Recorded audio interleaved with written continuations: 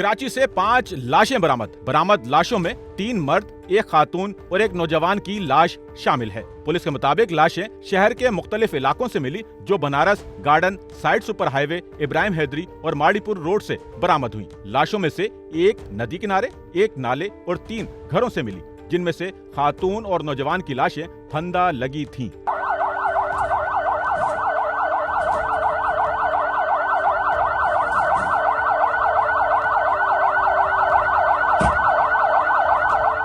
बनारस पुल के करीब नदी किनारे से एक शख्स की लाश मिली, जिसकी उम्र 50 साल थी। एक शख्स की लाश माड़ीपुर दुआ होटल पुल के करीब नाले से मिली, जिसकी उम्र 55 साल थी। 35 साल खातून की फंदा लगी लाश साइड सुपर हाईवे सुखिया गोड के एक घर से मिली। 17 साल नौजवान की लाश कुरंगी इब्राहिम हैदरी चौक के करीब घर से बरामद हुई। एक लाश गार्डन चिड़ियाघर के करीब इमारत की पहली मंजिल से मिली, जो 70 साल मर्द की थी। कैमरामैन अमीन के साथ Nauman Rafiq, SNN Karachi. Sachal news network की वीडियोस में खुशामदीद। नाजरीन, वीडियो से मुतालिक अपनी कीमती राय का इजहार कमेंट बॉक्स में ज़रूर करें और चैनल को सब्सक्राइब करें।